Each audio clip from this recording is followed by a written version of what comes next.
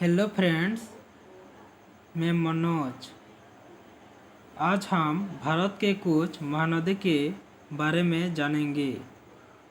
अगर यही वीडियो आपको पसंद आए तो लाइक करना, अपने दोस्तों पर शेयर करना और सब्सक्राइब करना ना भूलना। तो चलो हम वीडियो को स्टार्ट करते हैं। तो पहले हम देखेंगे गंगा नदी के बारे में। गंगा भारत की पवित्रतम नदी है। सूर्यवंशी राजा भागीरथ इसे धरती पर लाए हैं। यह उद्गम स्थल उत्तरकाशी जिले में गंगोत्री शिखर पर गौमुख पर है। गंगा किनारे प्रमुख स्थल ऋषिकेश, हरिद्वार, प्रयाग, काशी, पाटलिपुत्र आदि है। गौमुख के गंगा सागर तक 1450 किलोमीटर लंबाई है। उसके बाद हम देखेंगे यमुना नदी। यमुना उद्गम स्थल यमुनोत्री शिखर है। यमुना किनारे प्रस्तुत स्थल में से दिल्ली, मथुरा, वृंदावन, आगरा है। यह गंगा के समानांतर बहते हुए प्रयाग में गंगा में मिल जाती है तथा गंगा के साथ साथ गंगा सागर तक जाती है। उसके हम सिंधु महानदी पर देखेंगे।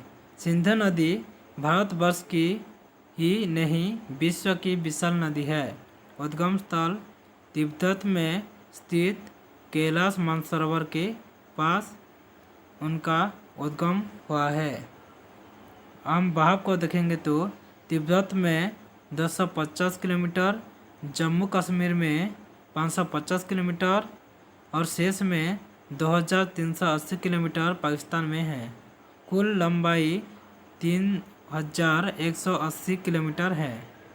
वैदिक संस्कृति का विकास इसी के किनारे हुआ है। मोहनजोदड़ो, द हड़प्पा संस्कृति इसी के किनारे थी। उसके बाद हम सरस्वती नदी के बारे में जानेंगे। उसका उद्गम स्थल हिमालय में है और उसका बहाव हरियाणा, राजस्थान, गुजरात होती हुई सिंधु सागर यानी अरब सागर में मिलती है। वर्तमान में यह ऊपर से विलुप्त हो गई है, लेकिन आज भी हरियाणा और राजस्थान प्रदेशों में अंदर ही अंदर प्रभावित होने की खोज मिल रही है। उसके बाद हम देखेंगे गंडकी।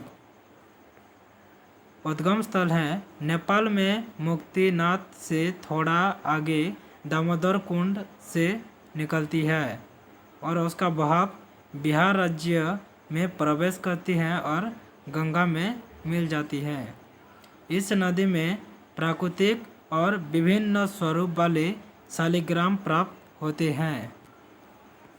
उसके बाद हम देखेंगे ब्रह्मपुत्र नदी।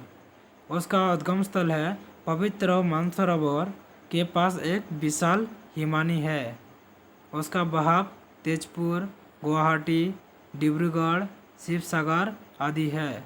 तिब्बत में उसको सानपो तथा अरुणाचल प्रदेश में और असम में उसे लोहित कहा जाता है। उसकी लंबाई 2900 किलोमीटर है। उसके बाद हम नर्मदा नदी के बारे में जानते हैं। उनके उद्गम स्थल हैं अमरकंटक से निकलकर अरब सागर तक गया है। उसका बहाव ओंकारेश्वर, मध्यंता, शुक्ल तीर्थ, भेड़घाट, जबलपुर, कपिलधारा आदि है। सती अनुसुईया का मंदिर भी पास ही बनी है। उसकी लंबाई 1300 किलोमीटर है। उसके बाद हम गोदावरी नदी के बारे में जानेंगे। उसके उद्गम स्थल है ब्रह्मगिरी यानी नासिक के त्र्यंबकेश्वर से निकलकर गंगा सागर में मिलती है। उसका बहाव पंचवटी, पैठण, राजमहेंद्री, मंदराचलम, नांडेगो, कोटापल्ली आदि है। यह दक्षिण भारत की गंगा भी कहलाती है। उसकी लंबाई 1450 किलोमीटर है। उसके बाद हम देखेंगे कृष्णा नदी।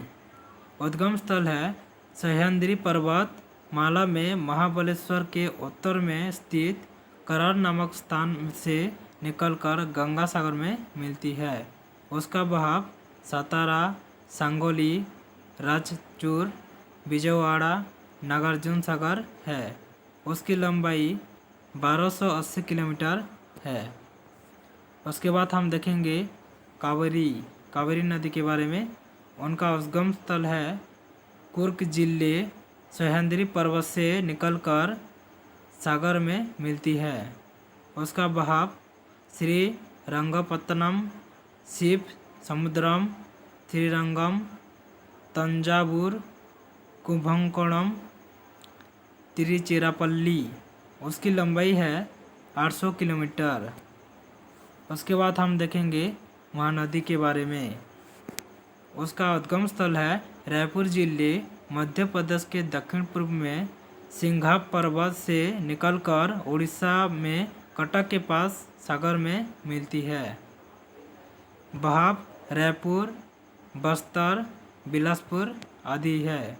उसकी लंबाई 860 किलोमीटर। विश्व का सबसे लंबा बांध हीराकुद महानदी पर ही बना है।